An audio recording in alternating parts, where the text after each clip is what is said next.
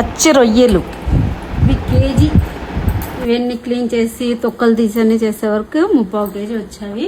ఇప్పుడు నీట్గా ఒక 2-3 సార్లు కడిగి పెట్టుకోవాలి. ఇందులో salt, 1 teaspoon salt, 1/2 teaspoon పసుపు, Kashmiri chilli powder 1 teaspoon, soya sauce 1 spoon, pinch food colour. ఇది మంచిగా కలుపుకోవాలి.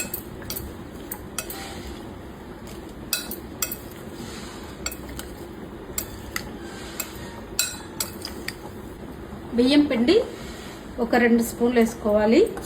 ఇందులో కార్న్ఫ్లవర్ కూడా వేసుకోవచ్చు బియ్యం పిండి లేకపోతే. మంచిగా కలుపుకోవాలి.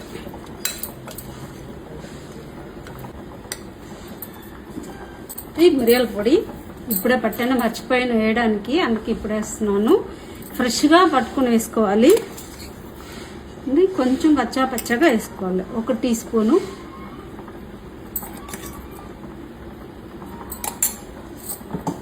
వాటర్ వేసుకోవాలి. కొద్దిగా వాటర్ వేసుకొని కలిపేసి మ్యారినేట్ చేసి 1/2 గంట పాటు పక్కన పెట్టుకోవాలి. చేత్తో కలుపుతున్నాను. ఇప్పుడు ఇవి మూత పెట్టుకొని ఫ్రిడ్జ్లో పెట్టుకోవాలి ఒక 1/2 గంట పాటు. ప్రాన్స్ ఫ్రిడ్జ్లో నుంచి అయితే తీసేసాను. ఇది 1 గంట పాటు పెట్టాను. ఇప్పుడు ఆయిల్ కూడా వేడుతుంది చూడండి. ఇప్పుడు ఈ ఆయిల్ వేసుకొని ఫ్రై చేసుకోవాలి. కొంచెం ఆయిల్ హీట్ అవ్వాలా, తీసుకొని వేసుకోవాలి.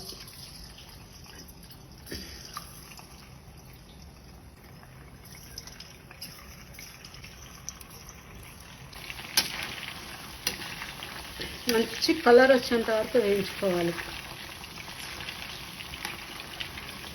కడాయి చిన్నది, అందుకని కొన్ని వేసాను. ఇది కూడా ఐరన్ కడాయే, తొందరగా అవుతుంది ఐరన్ కడాయిలో వేయించుకుంటే.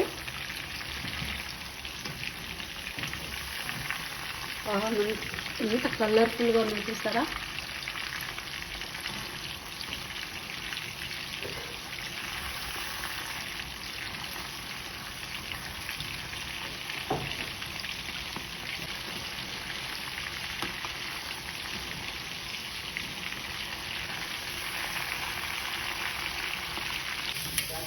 ఇవి తీసి పక్కన పెట్టుకోవాలి.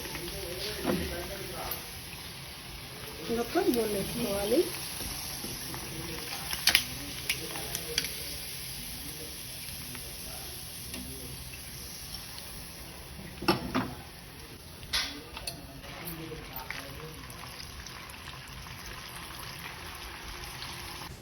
ఇవైతే ఫ్రై చేసి పెట్టాను చూడండి, చక్కగా మంచి కలర్ వచ్చినవి. ఇప్పుడు మరొక కడాయి పెట్టుకొని ఫ్రై చేసుకున్న ఆయిలే వేసుకోవాలి. ఇందులో ఒక 2 టేబుల్ స్పూన్లు వేస్తాను. కొద్దిగానే వేస్తే సరిపోతుంది.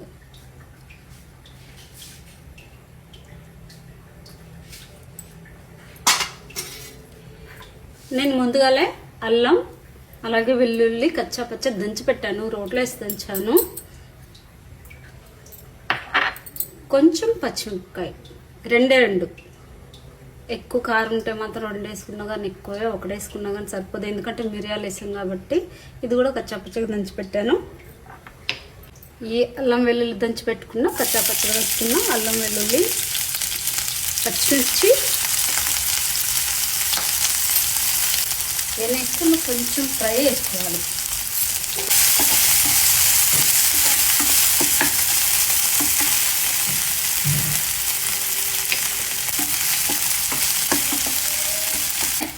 అలా సన్నగా తరిగి పెట్టాను కొత్తిమీర, ఇది కూడా వేసుకోవాలి.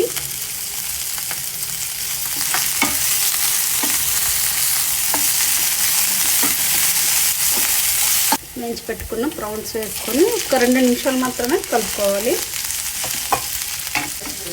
సాల్ట్ కూడా देखो,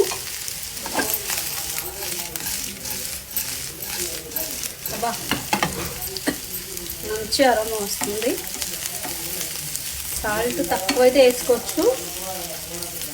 ఒకటి నేను టేస్ట్ చేసి చూస్తాను, సాల్ట్ తక్కువైతే వేసుకోవచ్చు. కరెక్ట్గా ఉంది సాల్ట్.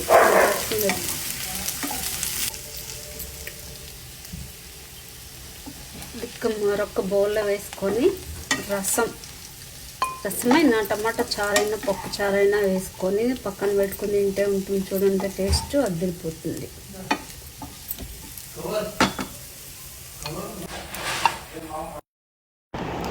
లాస్ట్లో కొద్దిగా కొత్తిమీర వేసుకుని గార్నిష్ చేసుకోవాలి.